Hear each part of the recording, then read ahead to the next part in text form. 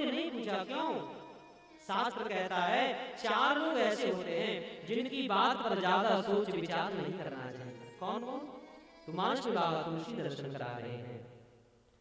माता पिता, माता पिता गुरु प्रभु के वाणी। माता पिता प्रभु गुरु की वाणी।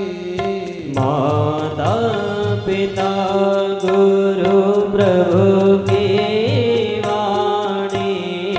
माता सभी लोग आइए ना तालियों की सेवा देते हुए। प्रभु की वाणी। माता पिता गुरु प्रभु की वाणी। माता पिता गुरु प्रभु की वाणी। बिनहि विचार करी है शुभ जानी। बिनहि विचार रहे शुभ जानी। जय सिया राम, जय जय सिया राम, जय सिया राम जय जय सिया राम। जय सिया राम, जय जय सिया राम। जय सिया राम जय जय सिया राम। जय सिया राम, जय जय सिया राम। जय सिया राम जय जय सिया राम। मात पिता गुरु प्रभु के वाणी। बिनहि विचार करी है शुभ जानी। 4 लोगों की बात पर ज्यादा विचार नहीं करना चाहिए। हाँ, कौन कौन? माता पिता। माता पिता कुछ कहे ना तो सोच विचार मत करो, क्योंकि कोई भी माता पिता अपनी संतान का बुरा नहीं सोचती है। हाँ, कोई गुरु अगर कुछ कहे ना तो गुरु की बात पर ज्यादा विचार मत करिए। कोई भी गुरु अपने शिष्य का अहित नहीं सोचता है, और भगवान की वाणी पर ज्यादा संदेह नहीं करना चाहिए। भगवान की वाणी अर्थात वेद शास्त्र हमारे सब भगवान के मुख से निकले हैं। वेद शास्त्र अगर कुछ कहे ना तो सोच विचार नहीं, उसको शुभ मानकर करिए। आज भगवान ने कहा तो पांडवों ने विचार किया कि भगवान कह रहे क्या सोच विचार करना, अरे कुछ अच्छा ही सोचा होगा। और 5 पांडव आधी रात को गंगा जाने के लिए तैयार हो गए। कुंती बुआ तैयार हो गई, द्रौपदी तैयार हो गई। 5 पांडव के 5 बेटे थे। भगवान ने द्रौपदी से कहा कि द्रौपदी 5 बेटों को भी ले आओ। द्रौपदी गई और 5 बेटों से कहा कि बेटी चलो अभी गंगा जी चलना है। भगवान कह रहे हैं तो पता है 5 बेटों ने क्या कहा? मां तुम पागल हो गई हो। हाँ, ये नींद का समय है, सोने का समय, तुम्हें गंगा जाने की पड़ी है। अरे दिन निकलेगा, सुबह चलेंगे। बोले नहीं नहीं बेटा, भगवान कह रहे तुम जाओ। 5 बेटों ने मना कर दिया। पर याद रखना 4 लोगों की बात जिसने नहीं माना आगे चल करके पछताना पड़ा है, रोना पड़ा है। जिसने अपने माता पिता की बात नहीं माना, जिसने अपने गुरु की बात नहीं माना, जिसने वेद शास्त्र को नहीं माना, भगवान की वाणी को नहीं माना, अंत में उसको रोना ही पड़ा है। पर कहावत है अब पछताए हो तो क्या जब चिड़िया चुग गई। समय निकल गया ना, पछताना मत है बस। 5 बेटों ने नहीं माना, बोले मां तुम्हें जाना है तो जाओ। और मना जब कर दिया तो द्रौपदी को लगा चलो इनका मन नहीं है तो ठीक है बेटे तुम सो जाओ। और 5 बेटों को सुला दिया, अपने हाथों से 5 को चादर उड़ा दिया। और चादर उड़ा करके द्रौपदी, कुंती और 5 पांडव भगवान के साथ गंगा जी चले गए। भगवान की बात नहीं माना, परिणाम क्या हुआ पता है? आधी रात का समय था, 1 बज रहा था। अश्वत्थामा ने प्रतिज्ञा किया था दिन निकलने से पहले 5 का सिर काटूंगा। रात में आया और जल्दी जल्दी में देख नहीं पाया, 5 पांडव के बेटों को ही पांडव समझ करके 5 का सिर काट दिया। और पांचों का सिर काटा और एक पोटली कपड़े में पांचों का सिर बांध लिया और लेकर के चला गया। रात में भगवान लेकर वापस आए तो पांच पांडव तो बिस्तर पर सो गए, भगवान भी अपने बिस्तर पर सो गए, कुंती बुआ सो गई। पर देखिए माँ का जो हृदय होता है ना, जब कोई माँ उसका जब बेटा होता है ना तो माँ का ऐसा प्रेम होता है अपने संतान पर। माँ जितनी बार रात होती है ना उतनी बार बच्चे की तरफ देखती है, कहीं गर्मी तो नहीं लग रही है, कहीं नींद तो नहीं आ रही है, कहीं ठंड तो नहीं लग रही है, कहीं बिस्तर गीला तो नहीं किया है। जितनी बार माँ होती है उतनी बार बच्चे की तरफ देखती है। और जरूरी नहीं कोई छोटा बच्चा है तभी, हाँ माँ का हृदय तो माँ का होता है। एक 20 साल का भी बच्चा है ना और माँ की अगर नींद खुल जाए ना तो माँ उस 20 साल के बच्चे को भी ये समझ की छोटा सा है मेरा बेटा, उसको भी देख रात में ठंड नहीं लग रही है। माँ की करुणा नहीं हुई है, माँ का प्रेम ही ऐसा होता है। आज जब द्रौपदी आई ना तो द्रौपदी ने विचार किया एक बार बेटे को देख लूं, ठंड तो नहीं लग रही है। अभी आधा घंटे पहले अपने हाथ से उसको ला कर चादर उड़ा कर गई द्रौपदी। और आधा घंटे बाद जब लौटी ना तो क्या देख पता है, जैसे चादर हटाया ना तो चादर हटा कर देखा था 5 बेटे जिसको अभी सुला गई थी ना उसका धड़ पड़ा पर एक का भी सिर नहीं था और पूरा बिस्तर खून से लाल था।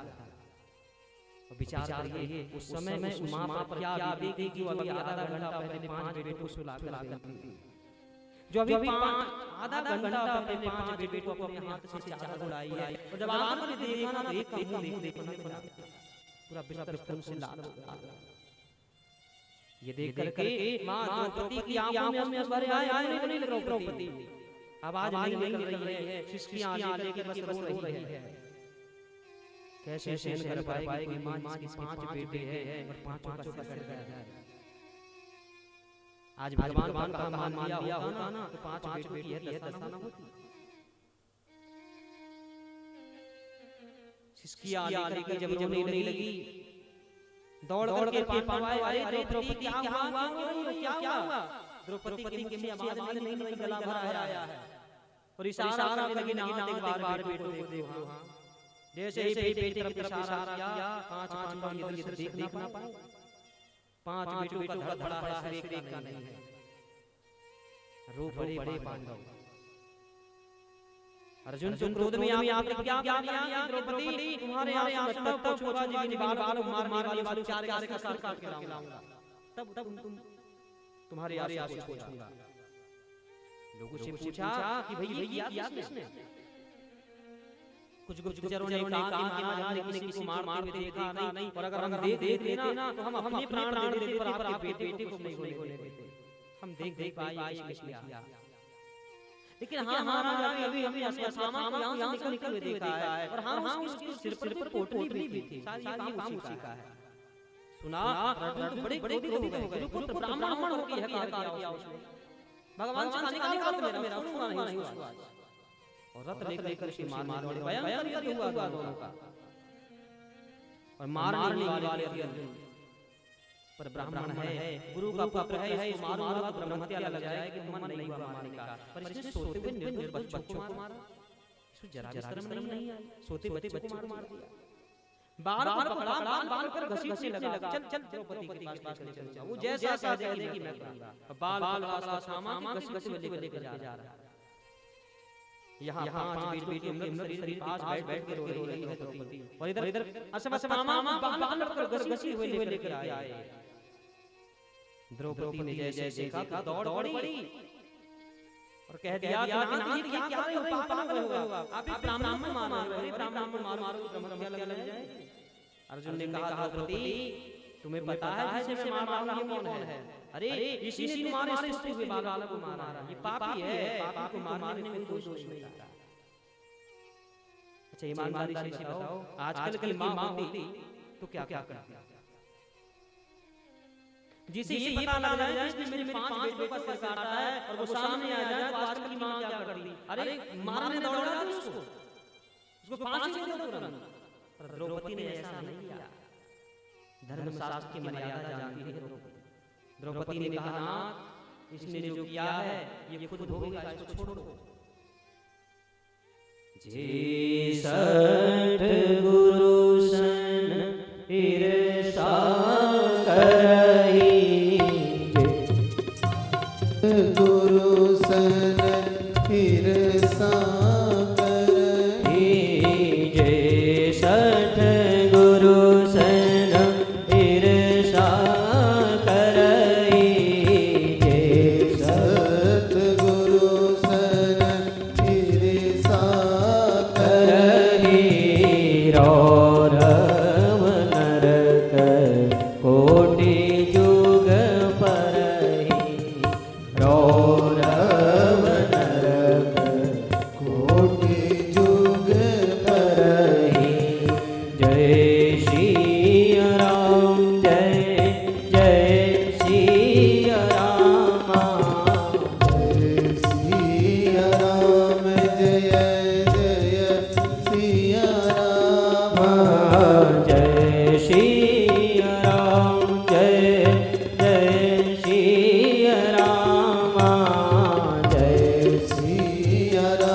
जय जय सिया राम, जय श्री राम, जय जय श्री राम, जय सिया राम, जय सिया राम।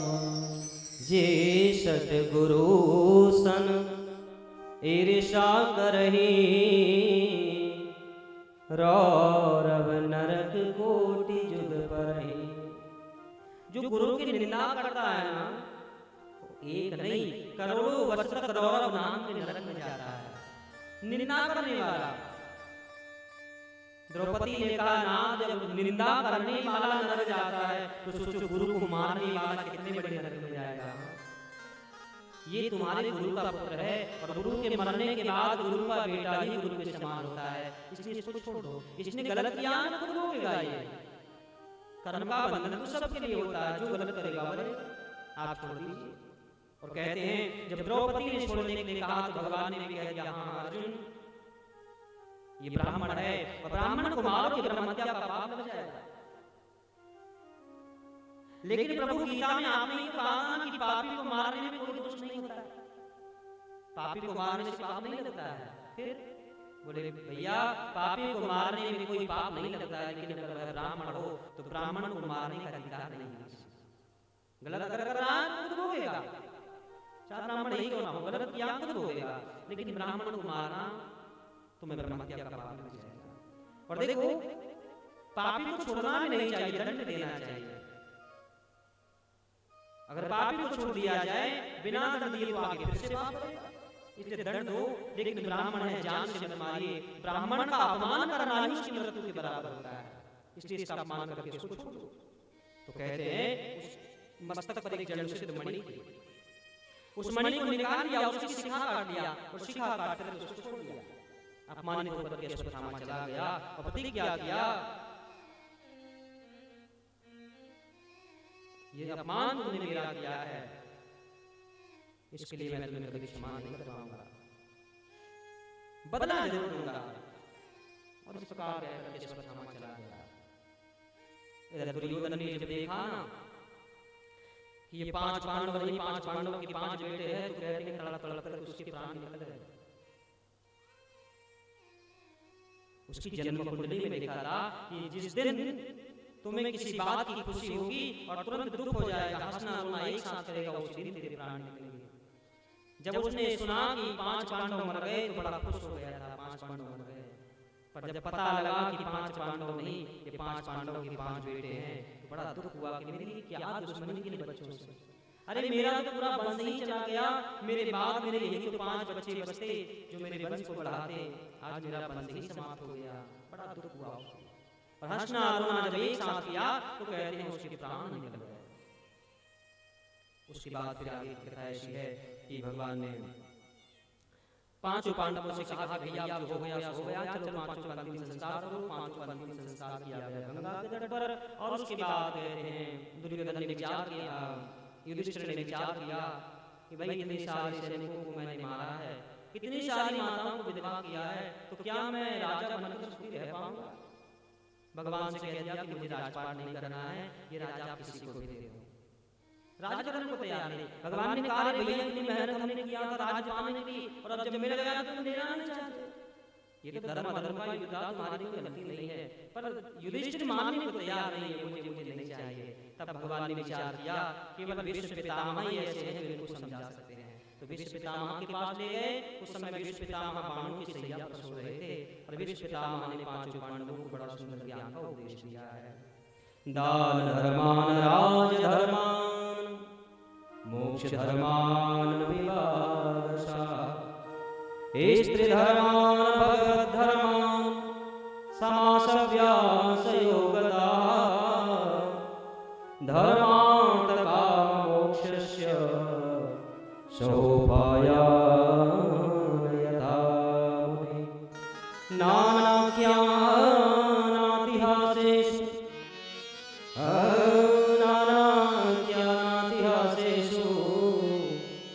वर्णया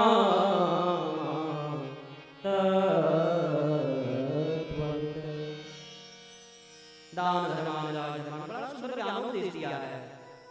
और उस ज्ञान के उपदेश को पाकर युधिष्ठिर राज करने के लिए तैयार हुए। एक अंतिम उपदेश दिया था, जो व्यक्ति पाप करता है वह नरक भोगता है, और जो व्यक्ति पाप होते अपनी आंखों से देखता है वह भी नरक भोगता है। पाप होते हुए भी अपनी आंख से नहीं देखना चाहिए।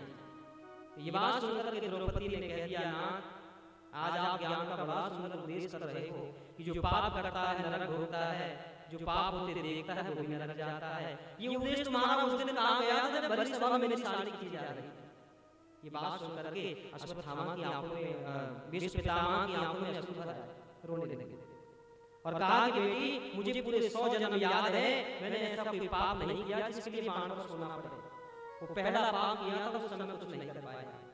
और इस प्रकार कह करके बाद में सूर्य जब उत्तरायण में आया तो भीष्म पितामह जी भगवान की सुंदर स्तुति करते हुए और अपने प्राणों को त्याग कर देते हैं। उसके बाद पांचों पांडवों ने भीष्म पितामह का अंतिम संस्कार किया है, और उसके बाद राजा बनकर के राजपाट करने लगे। अच्छा देखिए, पितामह ने कहा कि मैंने ऐसा कोई पाप नहीं किया जिसके लिए बाण पर सोना पड़े, तो क्या कोई पाप नहीं किया? और पाप नहीं किया तो बाण पर सोना क्यों पड़ा भीष्म पितामह को? भीष्म पितामह ने एक पाप किया था जीवन में, और ये बात इस जन्म की नहीं है, ये बात उसके 74 जन्म पहले की है। 74 जन्म पहले भीष्म पितामह एक ब्राह्मण थे। रोज नियम था 4 बजे उठकर गंगा स्नान करने जाते थे। अब एक दिन जब जा रहे थे रास्ते में मरा सर्प पड़ा था, सोचा कोई भक्त डर जाएगा, लकड़ी से उठाकर उसको खाई में फेंक दिया, और वह सर्प सीधे जाकर के बबूल के कांटों में गिरा और उस सर्प के पूरे शरीर में कांटे छिड़ गए।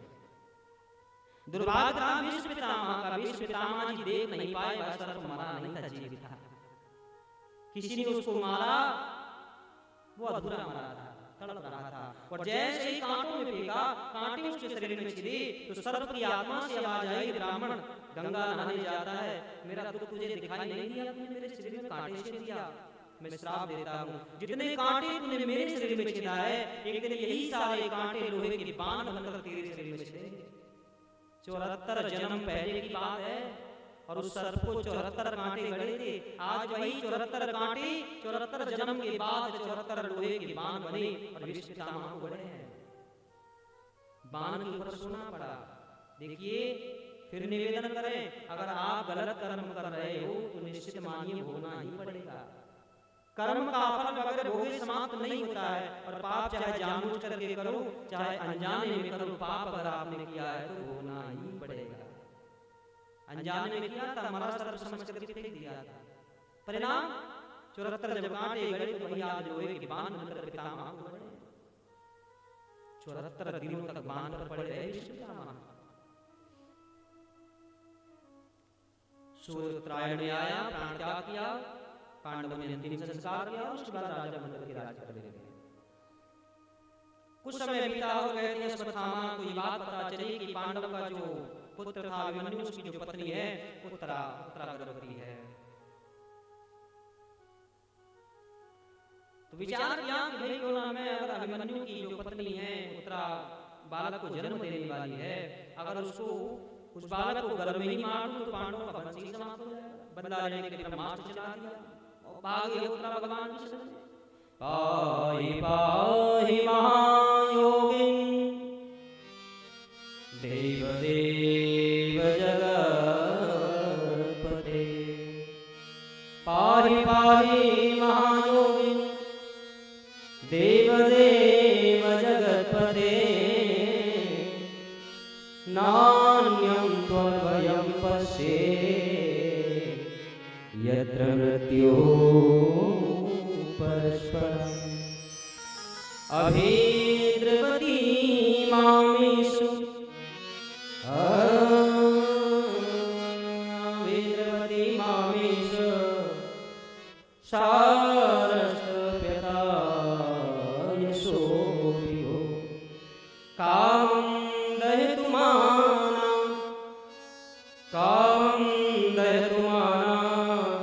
मामे गर्भे निपात्यताम्।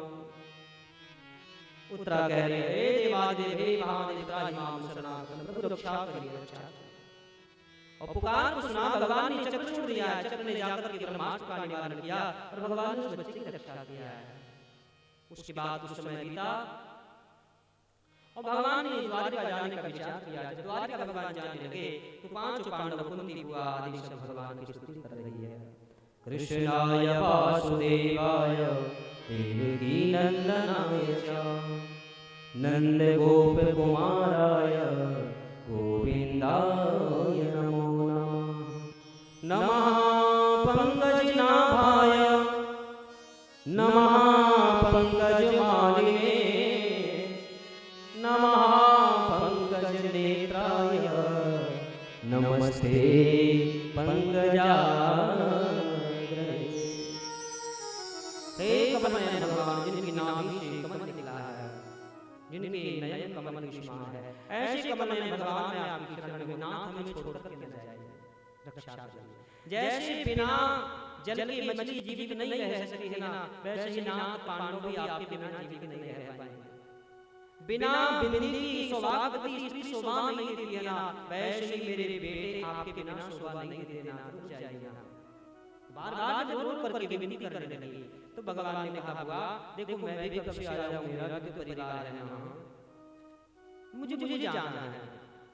और जब जाने के लिए भगवान ने दृढ़ निश्चय किया तो कुंती ने कहा ठीक है मालिक चले जाओ, पर एक वरदान देकर के जाओ। एक वरदान मांगा है। और देखो जो कुंती ने वरदान मांगा ना, आज तक संसार में न कोई किसी ने मांगा है, भगवान से न कोई मांगेगा। वरदान क्या मांगा?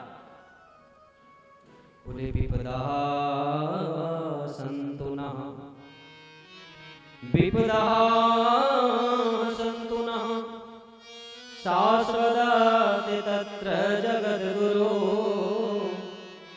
भवतो दर्शनं यतस्या पुनर्भव दर्शनम्।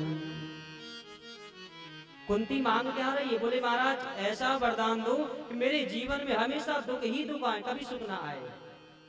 विपदा सन्तु नः, हमेशा दुख ही दुख आते रहे। भगवान ने कहा रे बुआ ये क्या मांग रही हो? अरे इतने सारे दुख होकर के अब जाकर तुझे सुख मिला है, फिर दुख मांग रही है। तो कुंती कहती है नाथ सुख के माथे सिर परो, सुख के माथे सिर परो, हर हृदय से जाए बलिहारी बांधुक की जो पल पल नाम जपा। बोले महाराज मुझे दुख इसलिए दे दो क्योंकि जब दुख आता है तभी तुम्हारी याद आती है कन्हैया। हाँ दुख में सुमिरन सब करे, दुख में सुमिरन सब करे, सुख में करे न कोई, जो सुख में सुमिरन करे तो दुख गाहे को। बोले महाराज सुख से अच्छा दुख है, कम से कम दुख होता है तुम्हारी याद तो आती है, इसलिए महाराज दुख दे दो। आज रो रो करके कुंती कह रही है हो देना हो तो देना हो तो दीजिए जन्म जन्म का साथ, हो तो दीजिए जन्म जन्म का साथ। ऐसे नहीं आप लोग भी भगवान से कहिए ना महाराज, हाथ जोड़ करके तालियों की सेवा देते हुए गाइए, जरा निवेदन करिए भगवान से।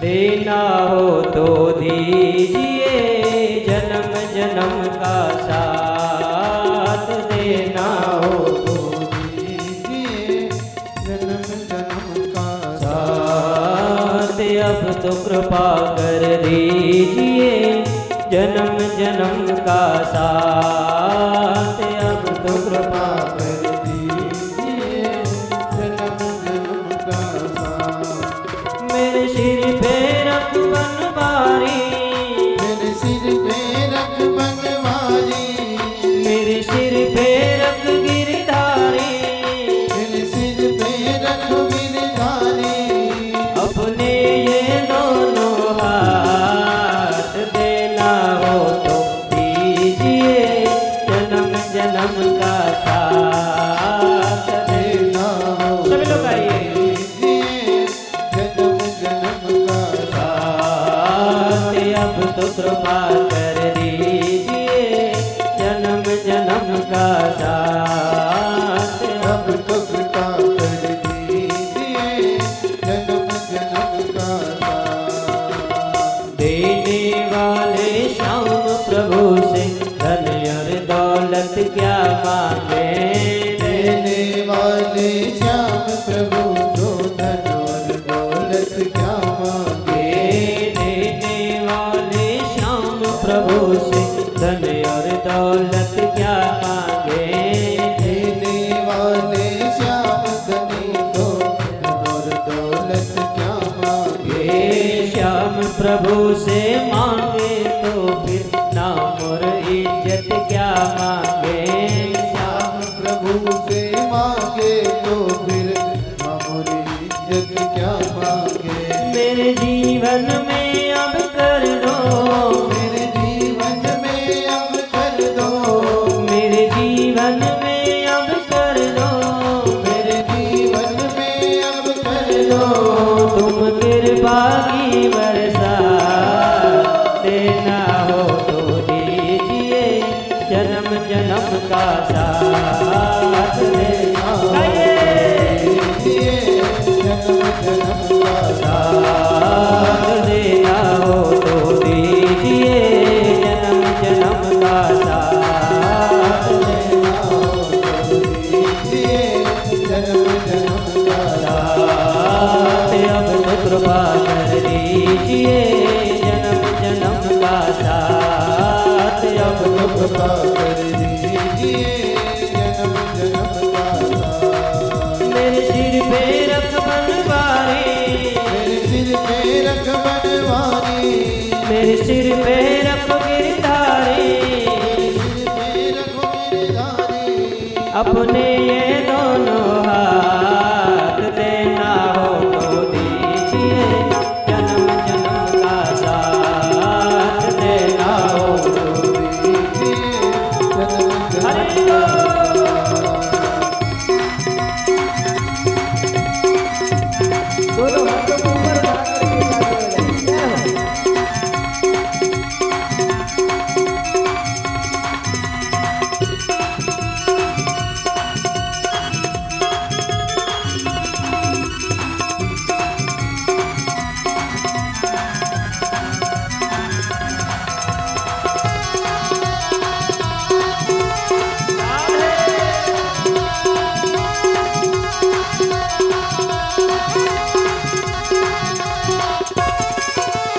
श्याम तेरे चरणों की धूली धन दौलत से महंगी है, श्याम तेरे चरणों की धूली दौलत से महंगी है। श्याम तेरे चरणों की धूली धन दौलत से महंगी है, श्याम तेरे चरणों की धूली धन दौलत से महंगी है।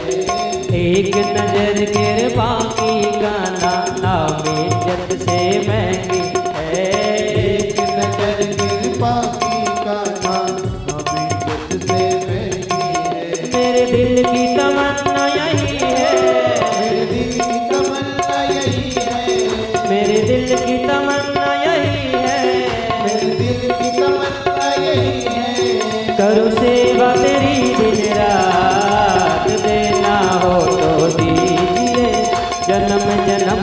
साथ देना हो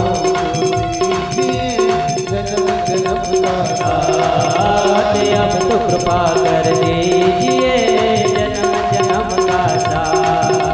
अब तो कृपा कर दीजिए जन्म जन्म का साथ। मेरे सिर पे रख बनवारी, मेरे सिर पे रखो बनवारी, मेरे सिर पे रख गिरधारी, मेरे सिर पे रखो गिरधारी। अपने ये दोनों हाथ देना हो तो कीजिए जन्म जन्म का साथ। देना हो तो दीजिए जन्म जन्म का गाइए। राधे।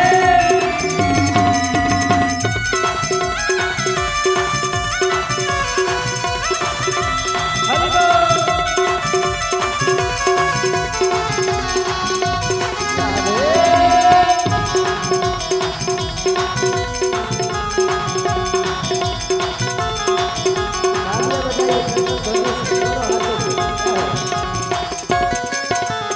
झुलस रहे हैं गम की धूप में प्यारी छैया कर दे तो। झुलस रहे गम की धूप में प्यार की छैया कर दे तू।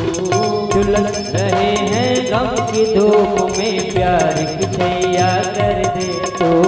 झुलस रहे गम की धूप में प्यार की छैया कर दे तू। बिन मांझी के नाव चले ना अब पतवार पकड़ ले तो।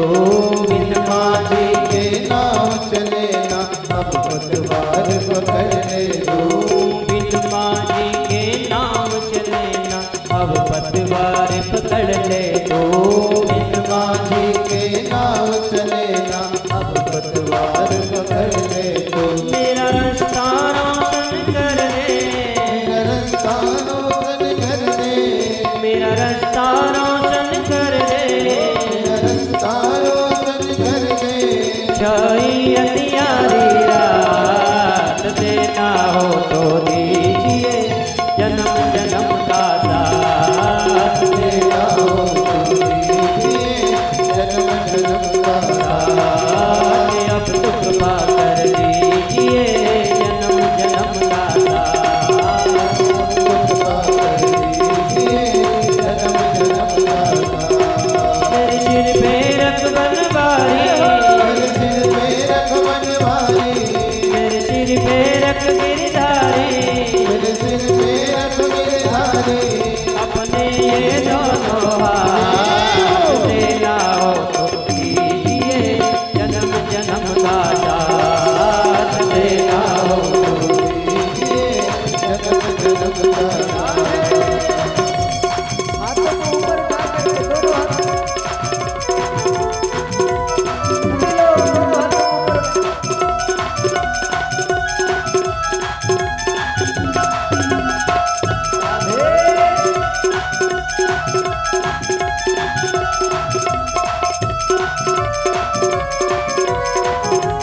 पीछे वाले भैया आप भी दोनों हाथ।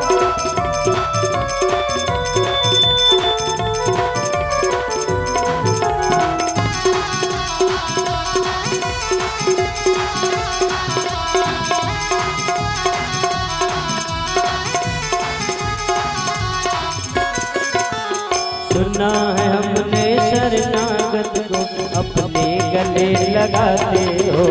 सुना है अपने शरणागत को अपने गले लगाते हो। ऐसा हमने क्या मांगा जो देने से घबराते हो। ऐसा हमने क्या मांगा जो देने से घबराते हो। सुना है हमने शरणागत को अपने गले लगाते हो। सुना है हमने शरणागत को अपने गले लगाते हो।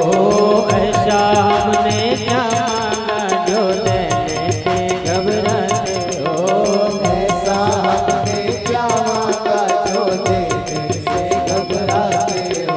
चाहे जैसे रखो बनवारी, चाहे जैसे रखो बनवारी, चाहे जैसे रखो गिरधारी, चाहे जैसे रखो गिरधारी। होती रहे मुलाकात, देना हो तो दीजिए जन्म जन्म का साथ, देना हो तो दीजिए जन्म जन्म का साथ, देना हो तो दीजिए जन्म जन्म का साथ, देना हो तो दीजिए जन्म जन्म का साथ, अब दुख पाकर दीजिए जन्म जन्म का साथ, अब दुख पाकर दीजिए जन्म जन्म का साथ।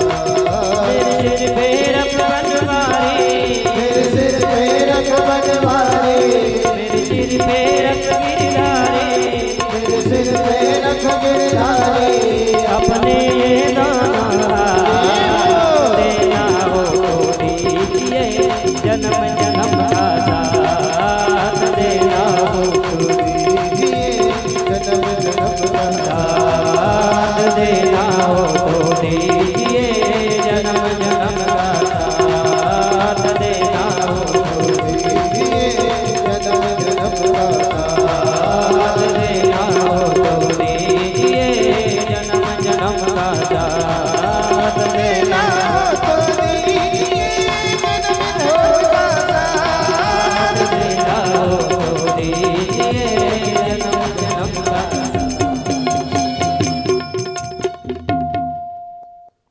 बोलिए वृंदावन बिहारी लाल की जय हो।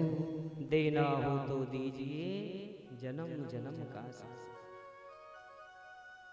विपदः सन्तु नः शाश्वत तत्र जगद्गुरुं भवतो दर्शनं यतस्याद् पुनर्भवदर्शनम्।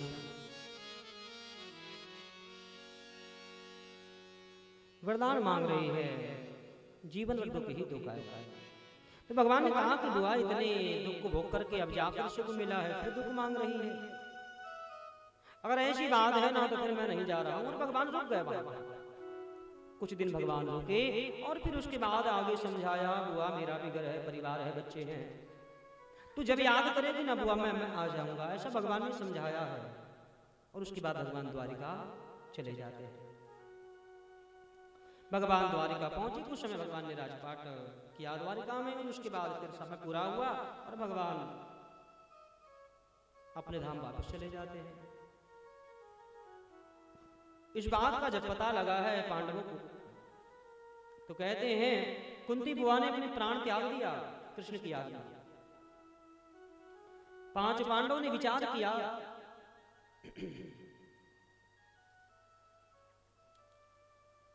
हम क्या करेंगे रह करके। स्वर्गारोहण के लिए निकले, राजपाट दे दिया परीक्षित महाराज को। जो उत्तरा अभिमन्यु की पत्नी, जिसकी रक्षा भगवान ने गर्भ में किया था, उस बच्चे ने जन्म लिया, थोड़ा सा बड़ा हुआ है, बहुत कम अवस्था थी उस समय, बहुत छोटे थे परीक्षित जी। लेकिन समझदार इतने थे कि बड़े बड़े राजाओं को भी पीछे कर देते समझ में।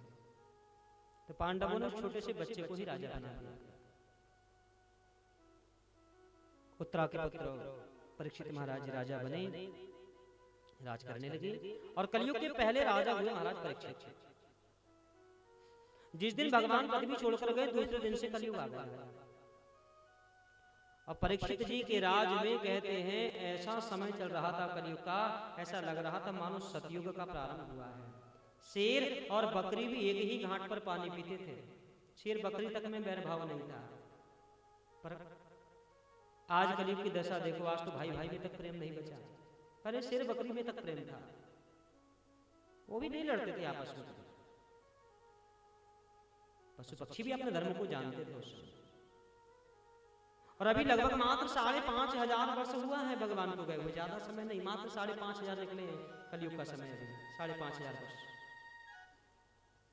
राजा बनकर के कलयुग इतना अच्छा राज कर रहे हैं, मानो सतयुग लग गया है। कोई बैर भाव नहीं है, सब प्रेम से रहते हैं। लेकिन धीरे धीरे धीरे धीरे धीरे कलयुग अपना पैर पसारते गया, और कलयुग का ऐसा प्रभाव हुआ, कहते हैं एक बार तो महाराज परीक्षित के जीवन में भी कलयुग का प्रभाव आया। एक बार महाराज परीक्षित जी दिग्विजय करने निकले हैं, और रथ पर बैठकर दिग्विजय करने जब निकले तो कहते हैं सरस्वती नदी के किनारे पहुंचे। वहां जाकर के एक बड़ा अद्भुत दृश्य देखा उन्होंने। एक गाय और एक बैल और एक काला काला पुरुष हाथ में तलवार लेकर के खड़ा है। बैल के 3 पैर को उस काले पुरुष ने काट दिया, केवल एक पैर के ऊपर बैल खड़ा था, एक पैर पर। जब एक पैर पर बैल खड़ा था, 3 पैर किसी ने काट दिया तो रोने लगा, लगता है मेरा चौथा पैर भी नहीं बचने वाला है। और वो जो काला पुरुष था हाथ में तलवार लेकर के गाय की ओर दौड़ा। गाय घबराई, गाय रोते रोते बैल से पूछने लगी कि तुम्हारे 3 पैर किसने काट दिया। बैल ने कहा कि दोष किसको दूं, मेरे ही पूर्व जन्म के कोई पाप होंगे, सुभोग रहा है। ये बैल कौन है पता है? ये बैल था धर्म। जब पृथ्वी पर कलयुग का पाप बढ़ने लगा, कलयुग का भार जब बढ़ने लगा तो धर्म जो है बैल बन करके इधर उधर भाग रहा है। और जो गाय है ये गाय कोई साधारण नहीं है, ये पृथ्वी माता गाय बन करके भटक रही है। तो पृथ्वी जो है ये धर्म से पूछ रही है कि तुम्हारे 3 पग किसने काट दिया। धर्म कह रहा है कि मेरे ही कोई दोष होंगे, किसको दोष होगा। काला पुरुष चौथा पैर भी काटने वाला था और उसी समय परीक्षित की तलवार लेकर खड़े हुए। दुष्ट कौन है? तो मेरे राज्य में गाय बैल को दुख दे रहा है। और जैसे ही काले पुरुष को मारने दौड़े ना, वह काला पुरुष को चरणों में गिर गया। चरणों में गिर करके रोने लगा, महाराज मुझे क्षमा कर दीजिए। बोले कौन हो? कहा मैं कलयुग हूँ।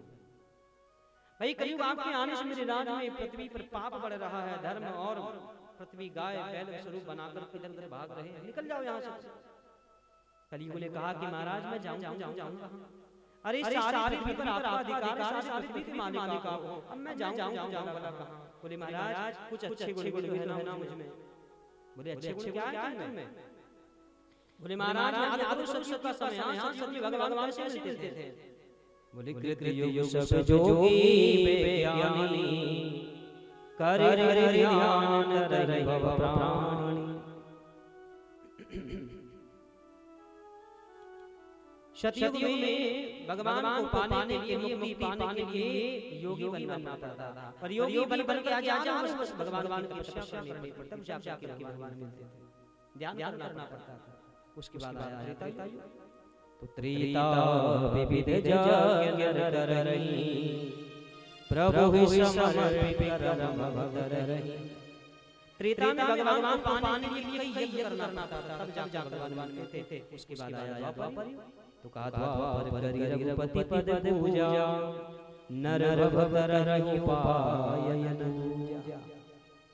द्वापर में भगवान को पाने के हजारों बस चरणों की सेवा करना था, तब जाके भगवान मिलते थे। उसके बाद मेरा नंबर है महाराज का। तो कलयुग में कुछ नहीं करना है हमें पाने के लिए। बोले कलयुग केवल नाम आधारा सुमिरे नर उतरहि पारा। कलयुग जोग न जाग्य ज्ञान एक आधार राम नाम।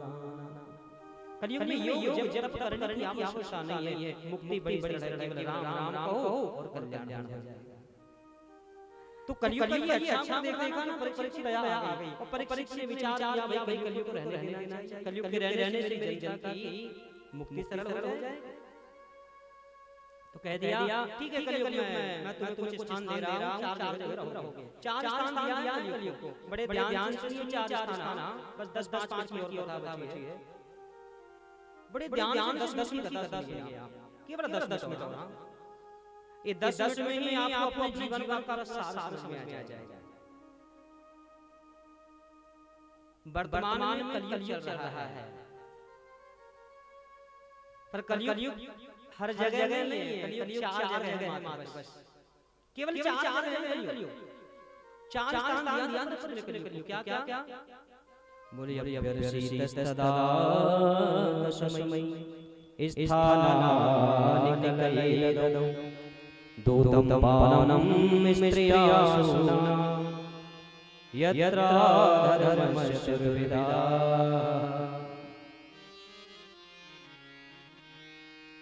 चार स्थान दिया है। पहला स्थान दिया दूतम पाना। दूतम मतलब जुआ, जुआ जुआ जुआ में समझते हैं आप लोग हैं? वो दो तीन माता सिर में हाथ लगा रही है, वो सिर वाला नहीं, हाँ वो नहीं, एक और। अब आप लोग इधर नहीं होता होगा, हम लोग इधर होता है, होता है क्या? क्यों सुदामा जी होता है? इधर इधर इधर कल लगी बताना सोनम लगा। हाँ दूध दम जुआ पिछली अभी 4 दिन पहले याद था, पहले मेरी पिता चौगड़ी पर खेड़ा में चल रही थी, तो हमने कहा कि भाई कलयुग 4 जगह रहता है और पहला स्थान जहाँ जुआ खेलते हैं, तो जहाँ जुआ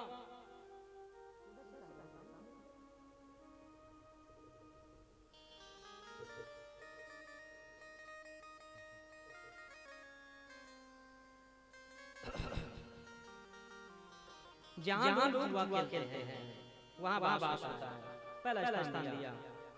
दूसरे दिन गांव में चर्चा चल गई, भैया जुआ आज के बाद कोई नहीं खेलना, जहाँ जुआ चलता है वहाँ कलयुग पर ऐसा सस्ता खेल सकते हैं। महाराज जी ने सस्ता नहीं बताया, जुआ भर बताया था। दूसरे दिन जुआ खेलने वाले ने जुआ बंद सच्चा चालू कर दिया। तो भैया दूतम का मतलब होता है जहाँ पैसा लगा के कोई भी खेल खेला जाए, धन लगा के जो खेल खेला जाता है वो दूतम जुआ की श्रेणी में आता है। इसलिए धन लगा के जो भी खेल खेला जाए उसे जुआ कहते हैं। जी हाँ, व्यक्ति धन लगा के कोई खेल खेलता है वहाँ पर कलयुग का वास होता है। दूतम पान मतलब शराब। अब आप लोगों के यहाँ सब अच्छे लोग हैं, नहीं पीता होगा, है? क्यों मैया कोई नहीं पीता इधर का है? महुए का जूस है? अच्छा कुछ दो तीन माता वो देख रही थी पलट के हमारी देवी है।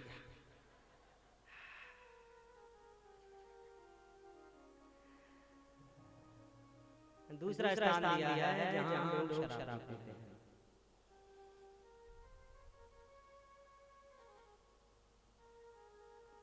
तीसरा स्थान दिया है जहाँ लोग स्त्रियां अपनी पत्नी को छोड़कर परिवार में आसक्त होती या अपने पति को छोड़कर स्त्री पर आसक्त होती है, वहाँ कलयुग का वास होता है।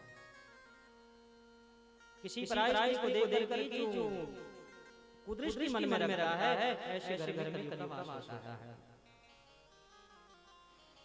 और चौथा स्थान दिया है जीव हिंसा, जहाँ लोग किसी जीव को मार करके खाते हैं, मांस भक्षण करते हैं। ये 4 स्थान दिया है।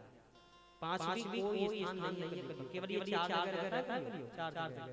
और जिसके घर में 4 चीजें हैं ना, और 4 में से एक भी जगह है, तो यकीन मानिए आपके घर में 3 चीज पूरे जीवन में कभी नहीं आएगी। आपके घर में कोई व्यक्ति शराब पीता है, आपके घर में कोई व्यक्ति जुआ खेलता है, आपके घर में कोई व्यक्ति अगर स्त्रीगमन करता है, आपके घर में कोई व्यक्ति मांस खाता है, आपके घर 3 चीजें कभी नहीं आएगी। पहला सुख कभी नहीं आएगा, दूसरा शांति कभी नहीं रहेगी, और तीसरा समृद्धि। लाख कमाने की हमेशा ऐसा लगेगा कमी है, धन ठहरेगा घर में, लक्ष्मी कभी नहीं होगी अगर ये 4 चीजें आपके घर में हैं। और चाहते हो कि घर में सुख शांति समृद्धि बनी रहे, तो ये 4 जो अपने घर से निकाल दीजिए। जिसके घर पर शराब पीता है, शराब पीना छोड़ दीजिए, आपके घर में सुख शांति समृद्धि आ जाएगी। आजकल तो 80% मांस खाने लगे हैं।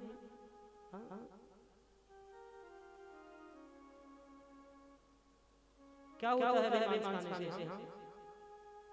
एक गजब बात बताएं हम। आप लोग भैंस बकरी गाय बकरा पालते हो क्या? पालते हो? गाय बैल बकरी भैंस को क्या बोलते हो आप लोग?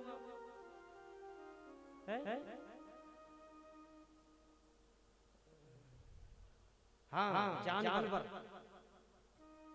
गाय बैल बकरी जानवर ही कहते हो ना। देखो जो जानवर घास फूस खाता है उसको कहते हैं हम जानवर, और जो जानवर मार के खा जाए क्या होगा? है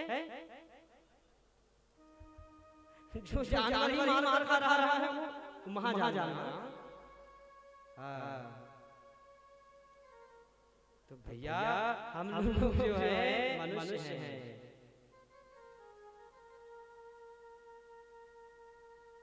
देखिए आजकल ना अब सच्ची बात बोल रहे हैं, शायद किसी बुरी भी लग सकती है, लेकिन बात सत्य है। आजकल पशु पक्षियों में धर्म बचा है लेकिन मनुष्य में नहीं बचा। आज भी पशु पक्षी अपने धर्म जानते हैं। आपने गाय देखा होगा, गाय जीवन में कभी मांस नहीं खाती है। एक गाय को एक महीना तक भूखा रखो, एक महीने तक कुछ मत दो, एक महीना तक कुछ भूखा रखो, और एक महीने बाद उसके आगे मांस डाल दो। भूखी मर जाएगी पर गाय मांस नहीं खाएगी, वो धर्म जानती है कि ये मेरा भोजन नहीं है। भूखी मर जाएगी लेकिन घास को छोड़कर मांस कभी नहीं खाएगी। शेर आपने देखा होगा, शेर कभी घास नहीं खाता, शेर हमेशा मांस खाता है। शेर को एक महीना भूखा रखो, एक महीना कुछ मत दो, अचानक उसके आगे घास डाल दो, भूखा मर जाएगा लेकिन शेर कभी घास नहीं खाएगा। उसको पता है कि मेरा ये भोजन नहीं खाना। और एक मनुष्य है जहां जो धर दो कुछ नहीं बचने देगा। पशु पक्षी तक अपना धर्म जानते हैं, वो धर्म से विचलित नहीं होते, एक मनुष्य है बस।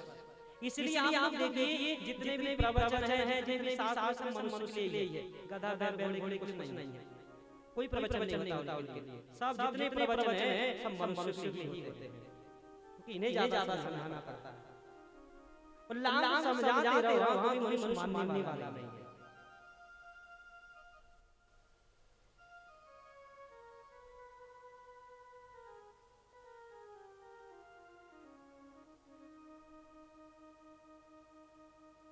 ये चार चीजें अगर आपके घर में है तो आपके घर में कलयुग चल रहा है।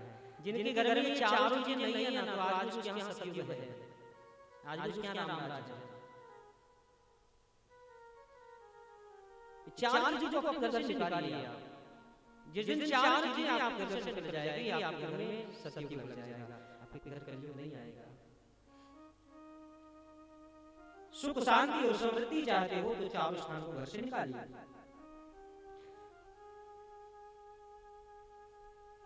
कलयुग ने कहा महाराज आपने चार स्थान दिया लेकिन चारों बड़ी अपवित्र है, एक आदि को अच्छा दे देते, कम से कम एक आठ को अच्छा दे देते।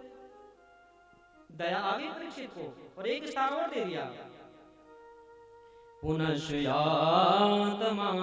जात रूपम दात प्रभु ततो नृतं मदं कामं रजो वैरं च पंचमम्। पांचवें स्थान को दे दिया। एक काम करो कलयुग तुम अनीति के द्वारा जो व्यक्ति सोना कमाता है, धन कमाता है, उसमें तो रहो। अनीति से कमाए हुए धन में तुम्हारा वास होगा। जो किसी से छीन करके, किसी से कपट करके धन ले लेता है ना, उसमें कलयुग का वास होता है। ये पांच जगह जिसके घर में है उसके घर में कलयुग रहेगा, और कलयुग अगर है तो आपके घर सुख शांति समृद्धि नहीं आ सकती है। इसलिए पांचों स्थान को घर से निकालिए, हमेशा के लिए प्रसन्न हो जाओ। पांच जगह कलयुग रहने लगा, और पुनः धर्म की स्थापना करके महाराज परीक्षित जी चले गए, राज्य करने लगे। देखो सतयुग में धर्म के चार चरण थे, लेकिन कलयुग में केवल एक बचा है। धर्म के चार चरण कौन कौन से हैं? सत्य, तप, दया और दान। सत्य गया, तप गया, दया चली गई, अब चौथा बचा है केवल दान। और जिस दिन दान बंद हो जाएगा उस दिन ये पृथ्वी भी समाप्त हो जाएगी, पृथ्वी रसातल में चली जाएगी। इसलिए दान करना अति आवश्यक है। दान सबको करना ही चाहिए, क्योंकि दान ही कल्याण करने वाला है। आज हम जिस पृथ्वी पर खड़े हैं ना, ये पृथ्वी केवल दान के बल पर खड़ी है। हाँ, लेकिन आजकल महाराज दान की तो चर्चा बिल्कुल मत करो। हाँ, ऐसे ऐसे दानी पैदा हो गए हैं ना भाई, जो 5 का नोट 10 जगह से टेप लगा होता है ना, जो भारत की किसी दुकान में नहीं चलता ना, लोग वो आरती में चला देते हैं।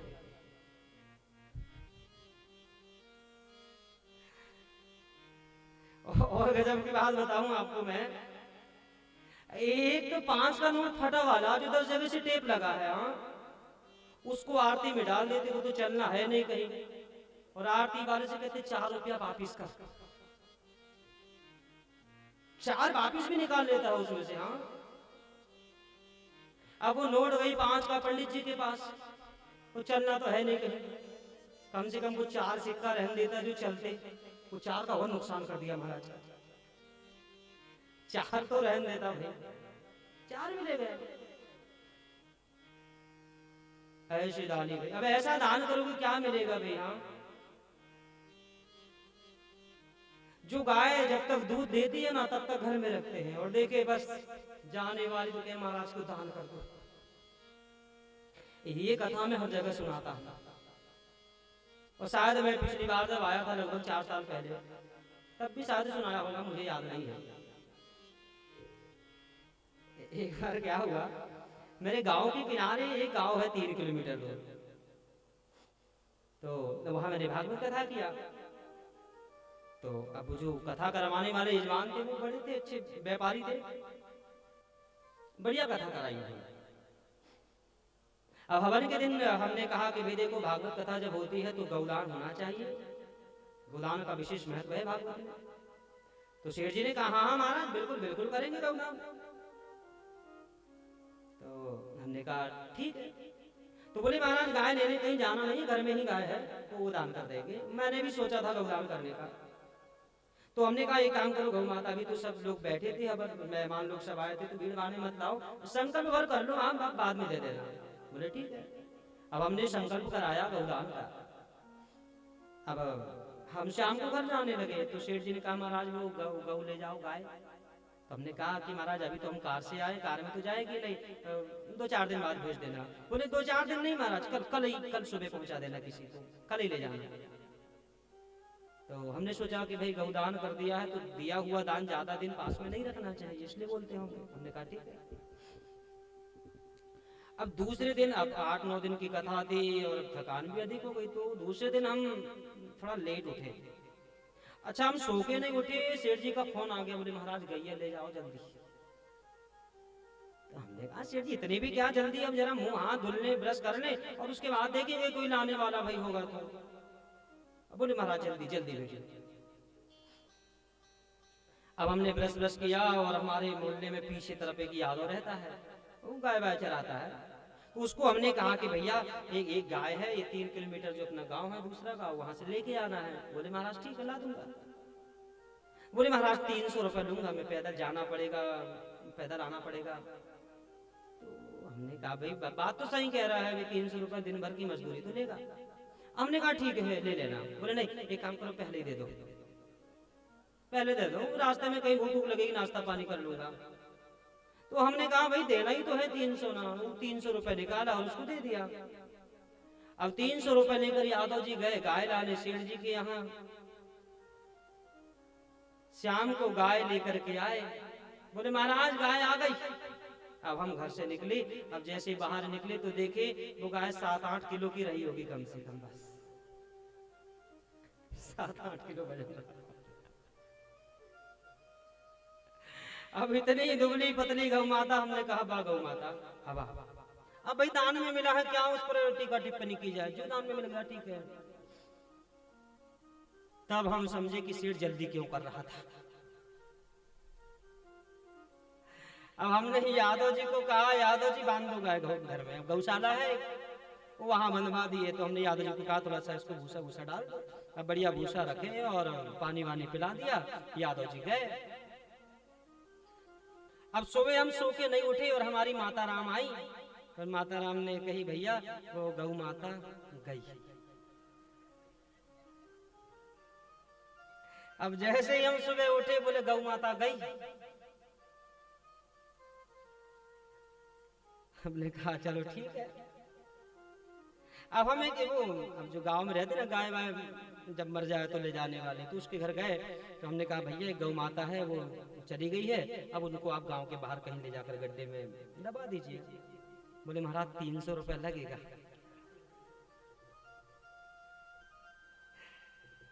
तो हमने कहा कि भाई 300 लाने वाले यादव जी ले गए, अब ले जाने वाले 300 तुम भी ले जाओ। 300 उसको दिया। अच्छा ईमानदारी से बताओ सेठ जी, अगर वह गौदान नहीं देते तो हमारे 600 तो बचते ना। ऐसी गौमाता दिया कि वो 600 भी गए। 600 तो काम आते ना भाई, अब क्या मिलेगा भाई। हाँ सहयोग की बात, उसी दिन सेठ जी भी आ गए घर। और महाराज जी कथा बता सब बढ़िया रही ना? मैंने कहा सब बढ़िया रही, बहुत अच्छी रही। अच्छा बोले जो मैंने दान किया है वो दान मुझे फलेगा कि नहीं फलेगा? जो दान मैंने दिया उसका फल मुझे मिलेगा कि नहीं मिलेगा? अब मन में तो हमने सोचा जब हमें नहीं मिला तो तुम्हें क्या मिलेगा। अब हमें ही कुछ ना मिला उसका, और 600 जो और मिला था सिक्के विक्के आरती के वो भी गए। तो हमने कहा सेठ जी तुम्हारा दान हमें कुछ नहीं लगा, तो तुम्हें कहाँ लगेगा? भैया ऐसा दान बिल्कुल मत करिए। हाँ दान ऐसा होना चाहिए लेने वाला संतुष्ट हो और लेने वाला प्रसन्न होना चाहिए, तो आपको दान का पुण्य मिलेगा। और एक गजब की बात बताएं आपको, हाँ अठन्नी अठन्नी पहले चलती थी यहाँ 50 पैसा। भारत के किसी भी कोने में चल जाओ 50 पैसा बंद हो गया है, पर हमारी आरती में अभी चल ही रहा है। और जिसको विश्वास ना हो कल दिन में सुबह आना, 17 अठन्नी मेरे बैग में पड़ी है। कहां फेंक दे भाई ले जा करके? यहाँ लक्ष्मी है, आज भी चल ही रही है। पर क्या मिलेगा भाई ऐसा दान करने से? हाँ जब हमें कुछ नहीं मिल रहा तुम्हें क्या मिलेगा भाई उससे? दान एक सिक्का करिए, 1 रुपया करिए, पर ऐसा करिए लेने वाले को काम आना चाहिए। अगर लेने वाला उपयोग कर रहा तो आपको मिलेगा। आजकल तो ऐसे ऐसे कंजूस हो गए। कंजूस छोड़ो, कंजूस से एक और बड़ा होता है मक्खी चूस। कंजूस से बड़ा मक्खी चूस होता है। मक्खी चूस किसे कहते पता है? देखो पानी में मक्खी गिर जाना आदमी फेंक देता है, फेंको, और घी में गिर जाए तो क्या मक्खी फेंक दो, मक्खी बार निकाल देगा घी में गिर जाए तो फिर। और कई तो इतने कंजूस होते हैं कि वो मक्खी भी निचोड़ देते हैं, पी गई होगी तो जो मक्खी भी निचोड़ रहे ना वो मक्खी चूस होता है। तो मक्खी चूस ज्यादा है भाई। एक गांव में क्या हुआ, एक गांव में एक प्रतियोगिता हुई। उस प्रतियोगिता में प्रश्न था कि जो सबसे ज्यादा कंजूस होगा, सबसे बड़ा कंजूस जो होगा उसको इनाम दिया जाएगा। पहले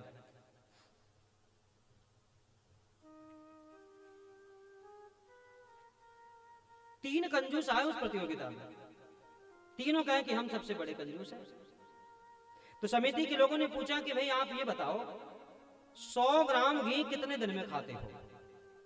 100 ग्राम घी कितने दिन में खाते हो? एक कंजूस ने कहा कि 100 ग्राम घी तो मैं 1 साल खाता हूं। समिति के लोगों ने कहा वाह भाई क्या बड़े कंजूस हो तुम, 100 ग्राम घी 1 साल? बोले हाँ। दूसरे से कहा कि भाई तुम बोले मैं तो 2.5 साल खाता हूं 100 ग्राम घी। तीसरे ने कहा भैया ये दोनों तो बड़े खर्चीले, अरे मैं तो 5 साल हो गए 100 ग्राम घी आज तक खत्म नहीं हुआ, चल रहा है, और 5-10 साल और चलेगा भी 100 ग्राम घी। तो समिति के लोगों ने पूछा भाई तुम खाते कैसे हो, इतना चलता है घी? 1 साल वाले ने कहा कि भैया मैं जब श्रीमती जी रोटी बनाती है ना 30-40 रोटी बनती है हमारे घर, तो एक जो सबसे नीचे वाली रोटी रहती है और एक सबसे ऊपर वाली रोटी रहती है वो दोनों में लगा लेते हैं, दबा के रख देते हैं और समझ जाते कि सब में घी लग गया, ऐसे खा लेते हैं। 1 साल चलता है 100 ग्राम घी। दूसरे ने कहा कि तुम कैसे खाते हो, 2.5 साल चलाते हो? दूसरे ने कहा भैया हमारे यहाँ एक डिब्बे में 100 ग्राम घी रखा है और उस डिब्बे में हमने एक सुई रख दिया है, सुई कपड़ा वो कतरी सीने वाली सुई। तो हम क्या करते हैं जब भी रोटी बनती है ना तो वो सुई घी में डुबा लेते हैं और फिर वो सुई को ऐसे रोटी में चुभा देते हैं, तो सब में घी लग जाता है। 2.5 साल चलता है। तीसरे ने कहा तुम कैसे खाते हो, 5 साल से 100 ग्राम घी चल रहा है। बोले महाराज हम तो कुछ नहीं करते, वो जो बोतल में घी रखा है ना रोटी के ऊपर बोतल भर घुमा देता है वो घी 5 साल हो गया 100 ग्राम का 100 ग्राम रखा है। ऐसा भी घी किस काम का भाई? हाँ 5-7 वर्ष बोतल घुमा लेता है। ऐसे लोग ज्यादा हैं भाई आजकल, हाँ, बोतल घुमाने वाले। तो भैया ऐसी भी कंजूसी किस काम की। हाँ, दान एक सिक्का करिए पर अच्छा करिए।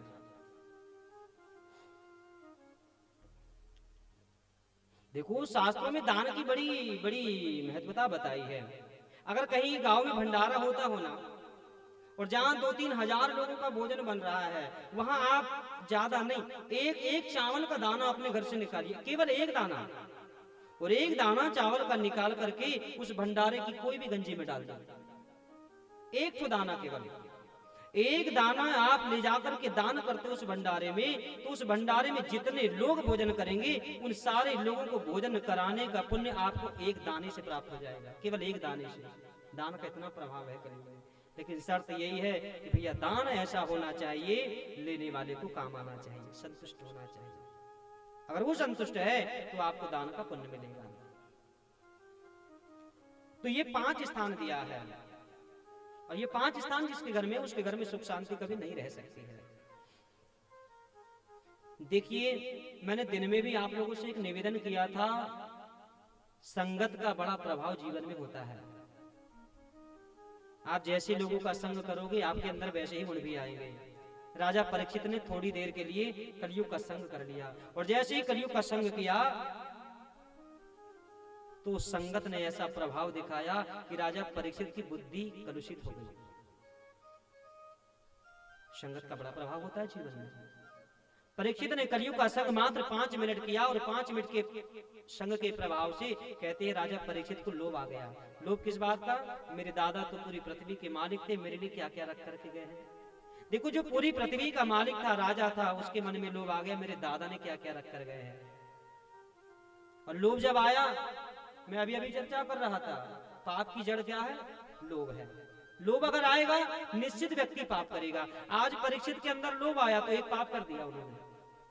खजाने घर को खोला, उसमें जरासंध का मुकुट रखा था सोने का, बिना सोचे बिचारे उस मुकुट को पहन लिया सिर पर।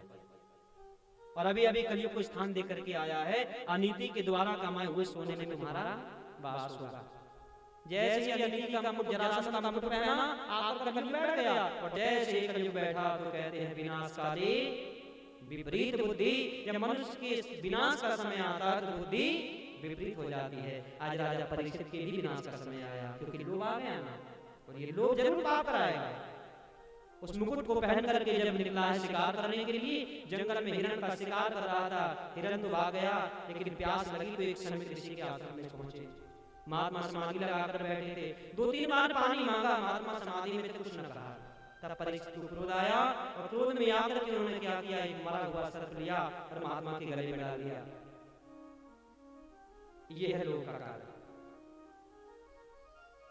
महात्मा के गले में जैसे सर्प डाला, और किसी ने जाकर के बता दिया समय के पुत्र संगी ऋषि को, तुम्हारे पिता के गले में किसी ने मरा सर्प डाल दिया है।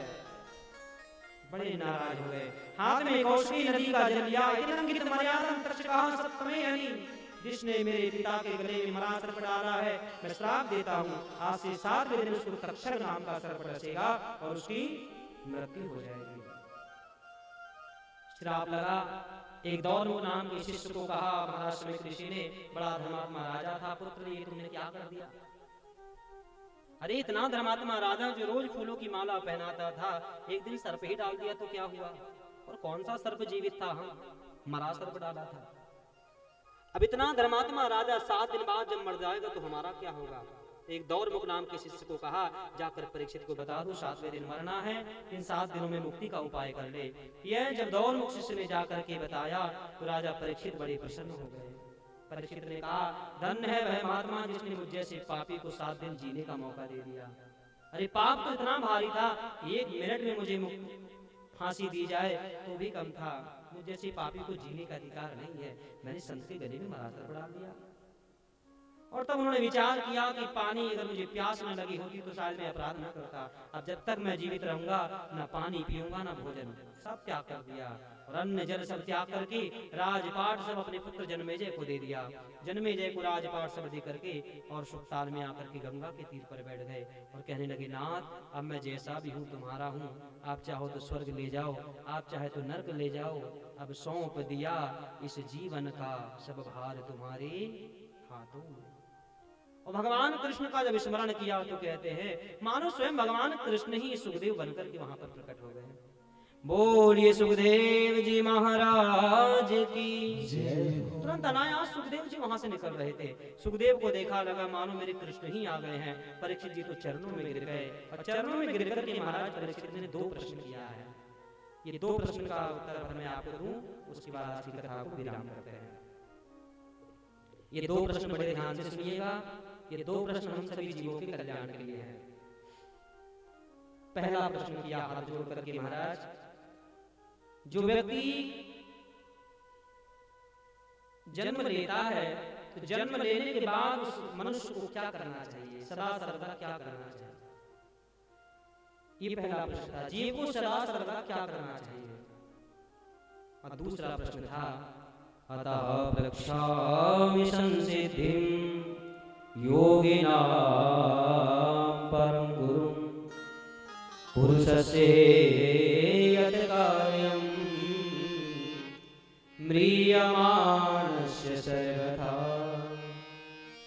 दूसरा प्रश्न है, जो व्यक्ति थोड़े ही देर बाद मरने वाला है उसको क्या करना चाहिए।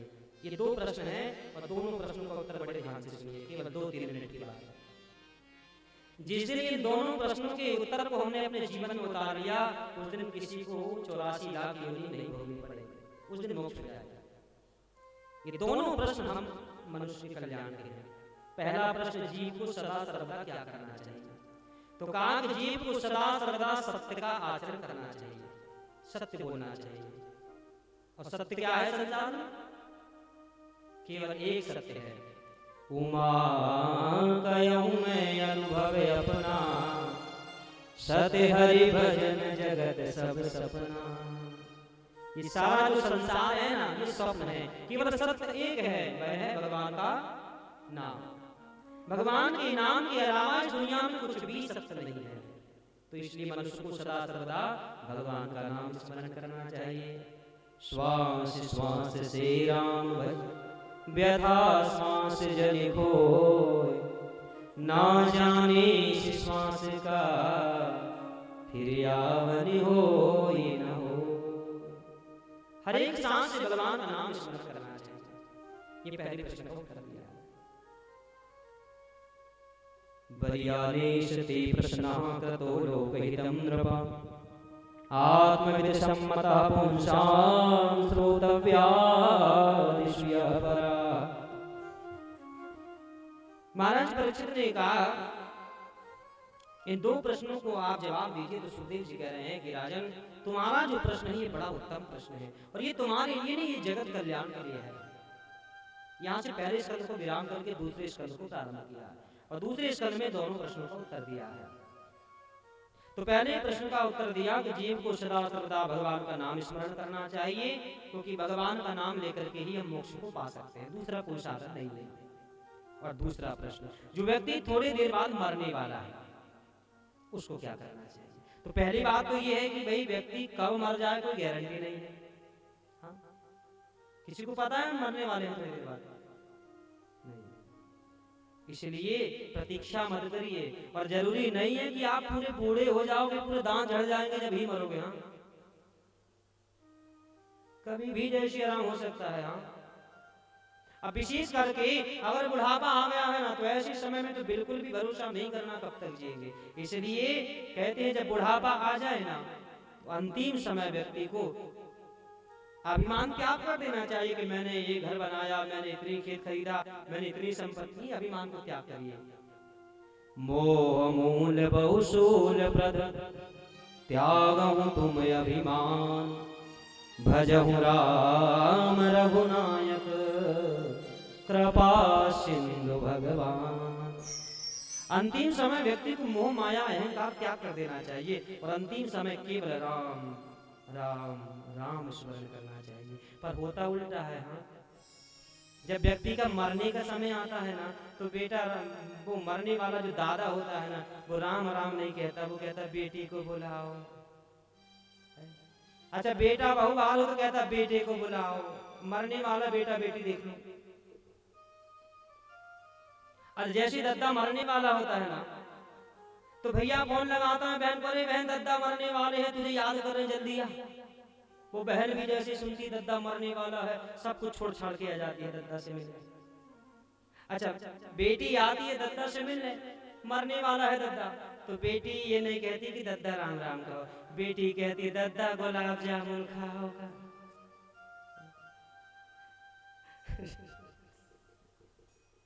दद्दा गुलाब जामुन खाओगे क्या? अच्छा, वो दद्दा भी देखो मरने बैठा, गुलाब जामुन का नाम सुन के कहता हौ लिया दो ठो। अरे दद्दा, गुलाब जामुन खाते खाते तो अब दांत झड़ गए सब, अब तो गुलाब जामुन छोड़ो। हाँ, अब तो कहो राम राम।